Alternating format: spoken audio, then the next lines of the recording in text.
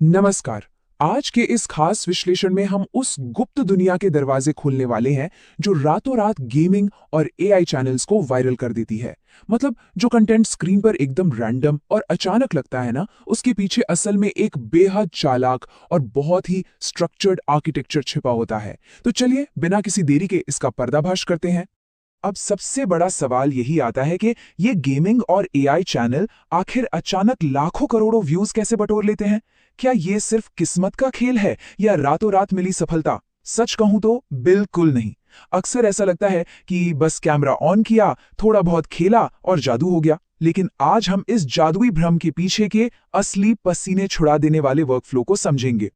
Section 1, the viral content illusion, बिना मेहनत के क्रिएशन की सच्चाई। देखिए, भ्रम और हकीकत का अंतर यहाँ बहुत साफ है। एक तरफ ये बड़ा सा मिथक है कि गेमिंग वीडियो में तो बस लाइव कमेंट्री हो रही है या फिर एआई वीडियो बस एक बटन दबाते ही तैयार हो गए। लेकिन असली सच्चाई क्या है? रेट्रोएक्टिव स्क्रिप्टेड वॉइस ओवर और घंटों की भारी भरकम एडिटिंग। मतलब जो कुछ भी एकदम स्पॉन्टेनियस या अचानक होता हुआ लगता है, वो दरअसल पहले से लिखी गई एक पक्की स्क्रिप्ट का ही हिस्सा होता है। Section 2, cracking the YouTube algorithm, digital सफलता का मूल मंत्र। यह सबसे अहम पॉइंट है, क्लिक और वॉच। असल में यही वो ड्यूअल मेट्रिक सिस्टम है जिस पर पूरा का पूरा एल्गोरिथम काम करता है। क्रिएटर्स को कुछ ऐसा जादू करना होता है कि देखने वाला वीडियो पर क्लिक करने के लिए बिल्कुल मजबूर हो जाए और फिर उसका ध्यान इस तरह से खींचा जाए कि वो कंटेंट को आखिर तक वॉच करे। सच तो ये है कि क्रिएटर की हर एक स्ट्रैटेजी बस इन्हीं दो एक्शंस को पूरा करने के इर्द गिर्द घूमती है। और इन दो मैट्रिक्स को हासिल करने की ना एक बिल्कुल फिक्स्ड रणनीति होती है। क्लिक के लिए क्या चाहिए? एक यूनिक आइडिया, बहुत ही आकर्षक टाइटल और एकदम आई कैचिंग थंबनेल। और वॉच टाइम के लिए वहां काम आता है एक दमदार 30 सेकंड का हुक, एंगेजिंग स्टोरी टेलिंग और जबरदस्त डायनेमिक एडिटिंग। याद रखने वाली बात यह है कि ऑटो प्ले के इस दौर में किसी भी वीडियो के पहले 30 सेकंड सबसे ज्यादा अहम होते हैं। अगर वो बोरिंग हुए तो समझ लीजिए सारी मेहनत पानी में गई।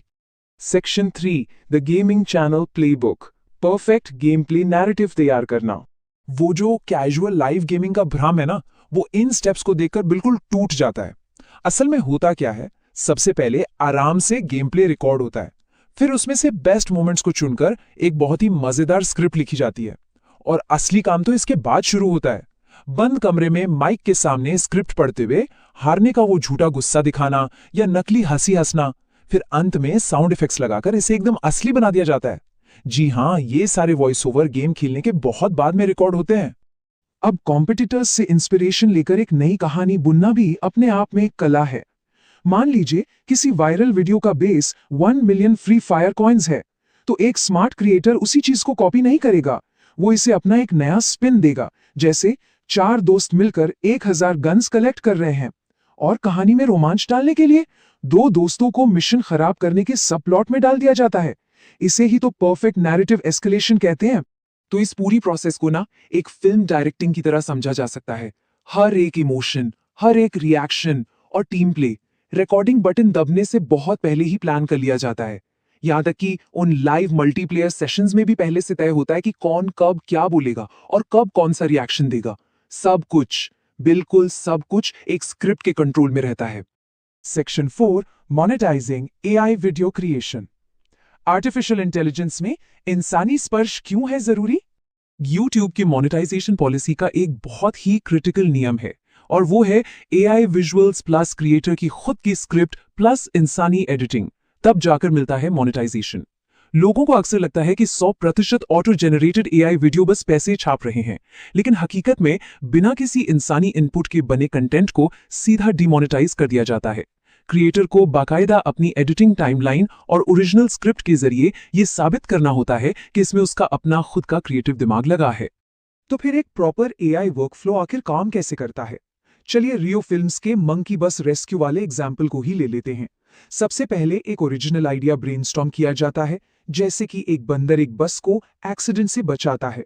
फिर चैट जीपीटी का इस्तेमाल करके 9:6 रेशियो के लिए एक बहुत ही डिटेल प्रॉम्प्ट लिखवाया जाता है। उसके बाद नैनो बनाना प्रो जैसे टूल से इमेजेस जनरेट की जाती हैं और अंत में क्लिंग 3.0 का उपयोग करके उन इमेजेस को 15 सेकंड के हाई क्वालिटी वीडियो में बदल दिया जाता है। इस पूरी प्रक्रिया में टूल्स चाहे जो हों, लेकिन ह्यूमन डायरेक्शन ही सबसे अहम है।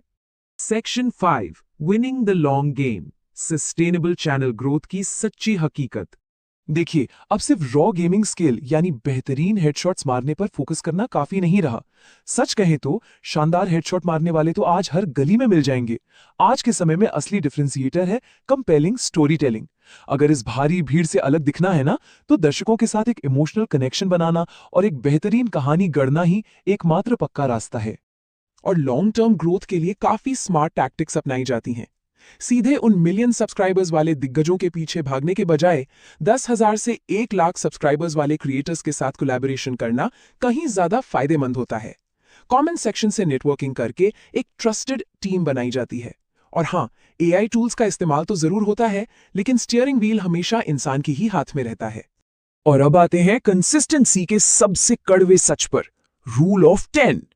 इसका सीधा सा मतलब यह है कि बिना किसी तुरंत रिजल्ट की उम्मीद किए पूरी क्वालिटी और मेहनत के साथ लगातार 10 बेहतरीन वीडियो अपलोड करने की हिम्मत रखना। जब बिना हार माने, बिना थके ये 10 वीडियो प्रोड्यूस हो जाते हैं ना, बस तब जाकर ये उम्मीद की जाती है कि शायद 11वीं वीडियो कोई बड़ा ब्रेक थ्रू लेकर आए। इन सब बातों के बाद एक बहुत ही गहरा सवाल उठता है। अगर हर एक वायरल मोमेंट इतनी बारीकी से प्लान किया गया है, अगर सब कुछ पहले से तय है, तो क्या डिजिटल कंटेंट का भविष्य पूरी तरह से स्क्रिप्टेड है? इस ऑनलाइन दुनिया में फिर असलियत के मायने क्या ही बचे हैं? ये वाकई एक ऐसा विचार है जो गहराई से सोचने पर मजबूर कर देता है। खैर, आज के इस विश्लेषण में बस इतना ही। उम्मीद है ये पड़ताल सबको बहुत